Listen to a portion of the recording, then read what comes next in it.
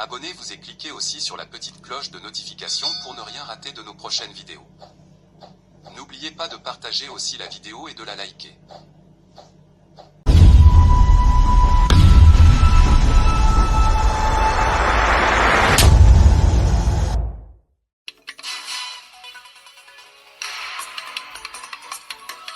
Mesdames et messieurs, bonjour et bienvenue à cette grande édition du Journal du matin dont voici d'abord les titres. Le monde a célébré la journée internationale de la paix hier 21 septembre 2025, journée consacrée au renforcement des idéaux de paix. En RDC, cette journée a été célébrée ce dimanche dans un contexte marqué par une insécurité dans certains coins du pays. Nous irons tour à tour à Beni et à Kindu pour savoir comment cette journée a-t-elle été célébrée dans ces villes. On parlera aussi de cet appel pressant de l'armée congolaise aux militaires ayant fait allégeance à la rébellion AFC M23. Il leur est demandé de quitter les rangs de l'ennemi et regagner les forces loyalistes. Appel lancé vendredi par le porte-parole des FARDC. Ceci intervient alors que l'AFC M23 vient de présenter des militaires FARDC ayant terminé une formation et intégré les rangs de la rébellion. L'invité de ce journal est Monseigneur Jean Hassani Soula. Le vicaire général du diocèse catholique de Kindu prêche la paix à tous les Congolais. C'était à l'occasion justement de la cérémonie de production folklorique entre communautés du Maniema et la célébration eucharistique. Avant tout, cette information qui vient de nous parvenir. Nzibira est désormais sous contrôle du M23. Très tôt dans la matinée d'hier dimanche, les rebelles du M23 ont lancé plusieurs attaques contre les positions tenues par les Wazalendo et les FARDC. De sources locales signalent que les combats se sont intensifiés dans les villages de Sizaza, Sibanda, Muyange, Karuliza et Kalongo, provoquant un déplacement massif de la population. Avant de prendre le contrôle de la cité de Nzibira, les rebelles auraient procédé à des bombardements à l'aide de véhicules blindés selon les mêmes sources. Du côté de Wazalendo, l'on évoque un retrait stratégique visant à préserver les vies civiles. Nous y reviendrons. Mesdames et messieurs, encore une fois, bonjour. Le monde a célébré la journée internationale de la paix hier, 21 septembre 2025, une journée déclarée par l'Assemblée générale des Nations unies, journée consacrée au renforcement des idéaux de paix. En République démocratique du Congo, la journée internationale de la paix a été célébrée ce dimanche dans un contexte marqué par une insécurité dans certains coins du pays, des troubles marqués par l'activisme des groupes armés dans l'est de la RDC notamment. À Kinshasa comme dans d'autres provinces, la MONUSCO organise une série d'activités pour marquer cette journée placée sous le thème « Agissons pour un monde pacifique ». Mais que savons-nous de la journée internationale de la paix? Un peu d'histoire avec Blaise Ndongala Mayanda. L'idée d'une journée mondiale dédiée à la paix a germé au sein de l'Assemblée générale des Nations unies. En 1981, par sa résolution 36/67, l'ONU a déclaré que le jour de l'ouverture de sa session ordinaire, le troisième mardi de septembre, serait officiellement proclamé et observé comme la journée internationale de la paix. Cette première mouture de la journée était principalement conçue comme un moment de réflexion et de réaffirmation de l'engagement envers les idéaux de paix, coïncidant ainsi avec un moment clé du calendrier diplomatique international. Pendant près de 2 décennies, la journée a été célébrée avec cette date variable servant de rappel annuel aux nations du monde leur engagement envers la Charte des Nations Unies. Cependant, au tournant du nouveau millénaire, un mouvement a pris de l'ampleur pour donner à cette journée une portée plus grande et plus concrète. À ce jour, la journée internationale de la paix est observée par des millions de personnes à travers le monde. C'est un moment pour l'humanité de mettre de côté ses différences et de se consacrer à la construction d'une culture de la paix. L'histoire de cette journée est la preuve que même les gestes les plus symboliques peuvent s'aimer les graines d'un changement durable. Mais comment cette journée a été célébrée en RDC? Nous allons d'abord à Beni, ville du Nord Kivu, où une ambiance particulière a régné. Des jeunes ont en effet envahi les rues de cette ville. Objectif, sensibiliser la communauté à s'approprier la lutte pour le retour de la paix en province en cette journée internationale de la paix. Et on pouvait entendre des slogans comme « Tous pour la paix, La paix est notre affaire à nous tous. Ambiance avec Marc Marofimbo. Suivez son reportage. Nous voulons la paix, Totaka Amani, we need peace. Voilà ce qu'on pouvait lire sur les bouts de papier et banderoles que ces jeunes filles et femmes distribuaient aux sportifs du dimanche qui revenaient de leurs activités sportives. Claudine Massika vient tout juste de terminer sa marche. Elle estime que la paix nécessite une forte implication de la communauté. Pour avoir la paix, nous devons nous conscientiser, que nos cœurs soient ouverts pour la journée d'aujourd'hui afin qu'elle soit bénéfique. Si dans les jours passés, cette célébration n'avait pas d'impact, c'est juste parce qu'on pensait que c'est l'affaire des uns. Chacun est appelé à s'approprier cette journée de la paix. Pour Hélène Kifaka, nous devons tous nous liguer pour la cause de la paix, qu'importe les prix à payer. Nous voulons la paix et nous devons nous impliquer tous, car la paix est une affaire de tous. Nous sommes des jeunes de la ville de Beni, nous devons nous unir pour que nous arrivions à défier les obstacles qui freinent la paix. Signalons qu'une grande conférence sur la paix va réunir toutes les associations féminines de la ville de Beni ce lundi 22 septembre. Beni, Marc Marofimbo, Radio Kapi. Danse et chants ont enrichi cette fois les communautés du Maniema en rapport toujours avec la célébration de la journée de la paix. Une production folklorique des communautés a été organisée dans ce sens à Kindu. Cette activité haute en couleur a porté sur la paix, la non-violence et les bien vivre ensemble au Maniema. Activité organisée par la Caritas de Développement en présence des différentes couches de population dont les autorités provinciales. Témoin de l'événement, Florence Kizalunga. Chants, danse et slam ont caractérisé cette activité. Différentes communautés qui n'arrivaient pas à se mettre ensemble en ont profité. Afanja Akanya Daniel et de la communauté Bakwame. Nous tenons à remercier les organisateurs de cette cérémonie de pouvoir songer à mettre ensemble les différentes communautés pour la valorisation de la paix dans la province du Maniema en particulier et en République démocratique du Congo en général. Présente, la communauté Zimba lance un appel à toute la population. Mauricio Aloïse, vice-président. Nous avons chanté et dansé pour prêcher la paix. C'est ainsi que la communauté Zimba appelle tous les Congolais à vivre dans la paix. Le gouvernement provincial salue ce genre d'activité qui fera que la province se développe, a déclaré le représentant du gouverneur Amissi Mutumoko. C'est ce que nous voulons, qu'à chaque occasion on puisse parler de la paix, parce que sans la paix, même tous les objectifs de développement ne seront pas atteints. Pour sa part, la commission diocésaine Justice et Paix est satisfaite d'avoir atteint son objectif de sensibiliser la communauté sur la paix. Kindu, Florence Kizalunga, Radio Kapi. Et puis, en plus bref, Félix Tshisekedi est arrivé ce dimanche 21 septembre à New York, aux États-Unis. Le président congolais va participer à la 80e session de l'Assemblée générale des Nations unies. Dès ce lundi 22 septembre, il prendra part aux activités commémoratives du 80e anniversaire de l'ONU, placé sous le thème Mieux ensemble, plus de 80 ans au service de la paix, du développement et des droits humains. Félix Tshisekedi s'exprimera devant cette assemblée mardi 23 septembre en début de soirée à 19h de Kinshasa et 20h de Goma. Il participera également au sommet des chefs d'État et de gouvernement dans un contexte mondial marqué par des tensions géopolitiques, une remise en cause croissante du multilatéralisme et des crises sécuritaires. Selon une dépêche de la présidence publiée ce dimanche en début d'après-midi, le chef de l'État profitera de cette tribune internationale pour intensifier son plaidoyer en faveur de la reconnaissance du génocide congolais, soit le génocide pour des fins économiques. Autre titre de l'actualité, c'est cet appel solennel du porte-parole de FARDC vis-à-vis des militaires ayant fait allégeance à la rébellion AFC M23. Dans une déclaration de FARDC lue vendredi, le général Sylvain Ekenge demande à ses militaires de quitter les rangs de l'ennemi et regagner les forces loyalistes.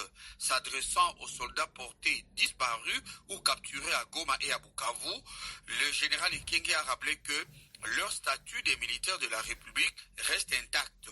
Cet appel intervient alors que la rébellion AFC M23 a récemment présenté publiquement des militaires FARDC ayant terminé une formation et intégré ses rangs. Écoutez le général Sylvain Ekenge dans cet extrait choisi par Blaise Makassinandes. N'accorder aucun crédit aux promesses données par ces vendeurs de vent et d'illusions. Ils veulent se servir de vous comme leurs esclaves contre vos propres frères et sœurs, au détriment de vos intérêts et au détriment des intérêts de la République. Les souffrances déjà endurées entre les mains de ces hors-la-loi doivent renforcer votre conviction et votre détermination à les combattre, à défendre l'intégrité territoriale de notre pays et à protéger nos populations. Faites tout ce qui est possible pour retrouver les camps de la patrie, comme l'ont déjà fait beaucoup d'autres parmi vous. À la moindre occasion, faites tout pour tourner les canons contre l'ennemi. Quittez ces rangs et rejoindre les FARDC. Vos places dans les rangs des FARDC restent intactes. Nous continuons à vous prendre en compte dans la base des données de l'armée. Vos rémunérations et vos primes des opérations sont toujours disponibles. Et puis, lutte contre les embouteillages à Kinshasa, Félix Tshisekedi s'implique. La situation est devenue insoutenable par les Congolais.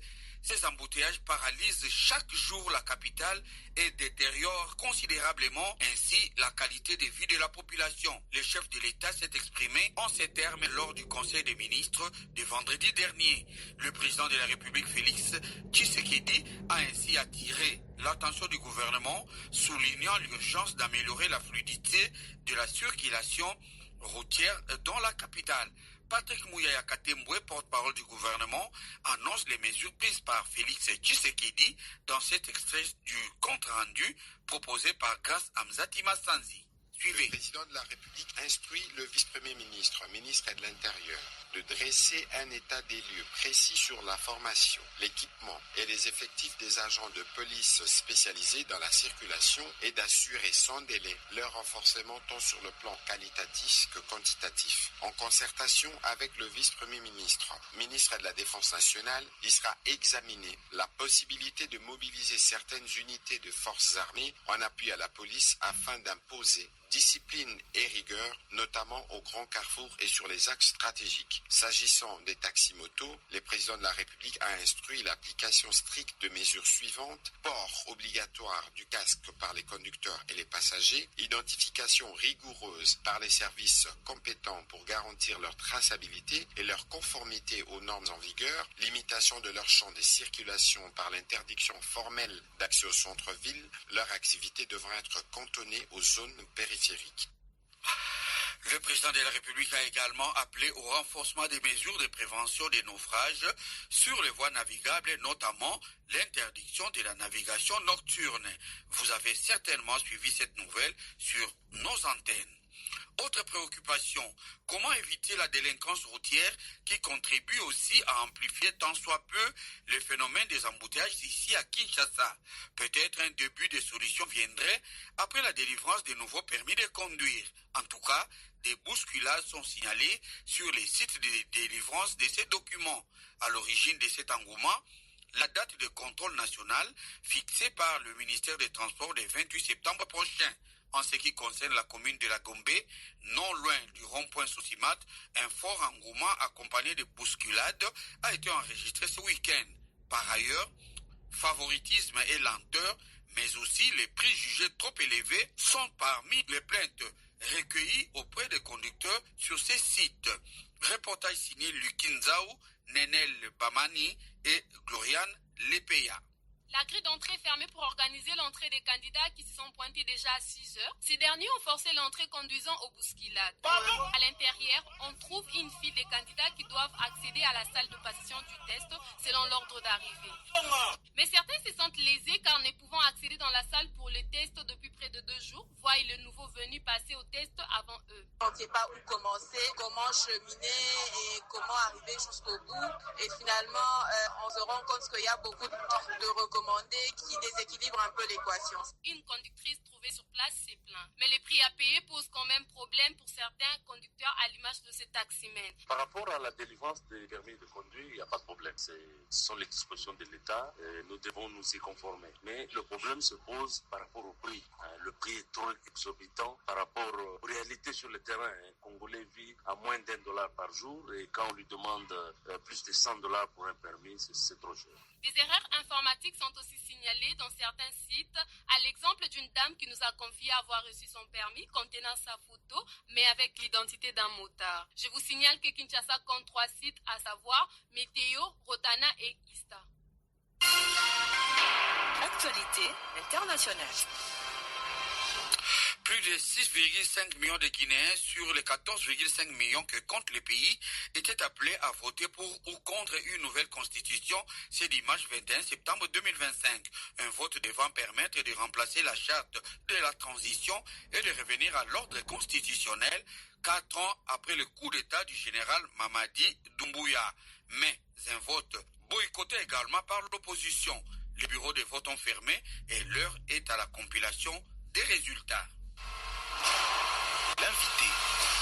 On reste encore dans l'ambiance de la journée internationale de la paix. Nous recevons le vicaire général du diocèse catholique de Kindu, monseigneur Jean Hassani Soula, qui est notre invité, prêche la paix à tous les Congolais. C'était à l'occasion justement de la cérémonie de production folklorique entre communautés du Maniema et la célébration eucharistique. Monseigneur Jean Hassani Soula s'entretient avec Florence Kizalunga. Monsieur le vicaire général Jean Hassani Soula, bonjour. Bonjour. L'humanité célèbre la journée de la paix et ici à Kindu, l'Église catholique, à travers sa commission diocésaine Justice et Paix de la Caritas Développement Kindu, organise une production folklorique de nos communautés tribales, mais aussi une célébration eucharistique. C'est quoi votre souci? Bon, écoutez, l'Église catholique est experte en humanité. L'Église catholique, c'est une Église qui prône la paix, mais c'est aussi une Église qui prône surtout la dignité humaine. Et c'est pour cette raison que l'épiscopat congolais a décidé que tout le 21 septembre soit une journée nationale pour la justice et la paix. Et cette paix, c'est pour consolider l'idée selon laquelle tous les hommes ont été créés à l'image de Dieu et à sa ressemblance. Puisque nous sommes tous frères, nous devons vivre ensemble et bannir dans nos vies quotidiennes toute tendance à la violence et surtout à la guerre qui n'apporte rien, qui est une barbarie. La guerre ne nous apporte rien. La guerre apporte plutôt une série de divisions, manque de foi en ce Dieu qui nous a créés librement dans sa divinité, sa magnanimité divine. Pourquoi alors vous avez voulu célébrer cette journée aux couleurs culturelles? Nous avons voulu célébrer cette journée en couleurs culturelles parce que nous sommes différents tout en étant un. Nous avons plusieurs cultures, plusieurs tribus, mais en réalité nous sommes un seul peuple. Et comme dit notre hymne national, debout Congolais, nous sommes des Congolais. Nous ne sommes pas des Congolais chinois, baza, et nous sommes des Congolais. Nous devons nous mettre debout. Et c'est pour cette raison que l'épiscopat a estimé qu'il nous, les Congolais, nous devons nous mettre debout, bannir la haine, la guerre entre nous, les divisions, les violences entre nos tribus, ça ne nous apporte rien. La paix plutôt construit la nation, construit le peuple. Pour vous, qu'est-ce que la paix signifie? Pour moi, la paix, ce n'est pas simplement l'absence de guerre, l'absence des canons, mais c'est la paix, comme disait quelqu'un tout à l'heure, le représentant du gouverneur. La paix, c'est cette entente mutuelle entre les membres d'une même famille. Et comme Congolais, je considère le Congo comme une famille. Et nous devons apporter cette paix, cette entente entre nous. Monseigneur Jean Soula, par où peut commencer la paix? Et justement, comme disait quelqu'un, la paix commence par nos familles, des petits gestes à la maison. C'est à partir de là que petit à petit, la paix va se construire à l'échelle nationale. Pour moi, je considère que la paix commence par la famille. L'entente entre les membres d'une famille, l'entente entre les membres des Congolais que nous sommes,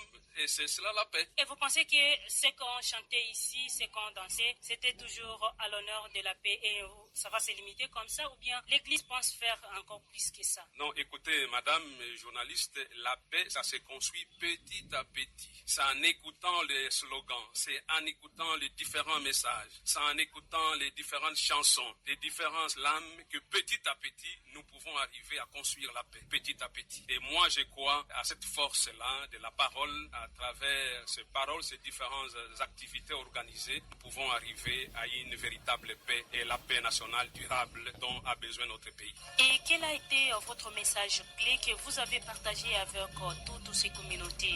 Le message clé de cette journée, très magnifique à mon avis. Les mots, c'est simple, dire non à la guerre et oui à la paix et à la justice. La justice, non pas comme un devoir à donner à chacun selon son dû, mais comme une manière d'aider le plus pauvre pour qu'il lève la tête et qu'il se mette debout pour les Congos. Comme dit notre hymne national, debout Congolais. Nous voulons que les Congos soient debout et que tous les Congolais soient des hommes et des femmes debout. Mais sinon, qu'est-ce que vous attendez de ces gens qui ont pris part à toutes ces activités? Ils essaient de sensibiliser les leurs à la maison là où ils sont. La paix doit commencer à partir de nos maisons. C'est petit à petit que la paix deviendra un grand arbre sur lequel viendront s'abriter les oiseaux que nous sommes, c'est-à-dire les humains. Monseigneur Jean Soula, je vous remercie. C'est moi plutôt qui vous remercie. C'est aussi par ici que nous mettons un point final à notre grande édition du Journal du Matin. Merci de nous avoir suivis.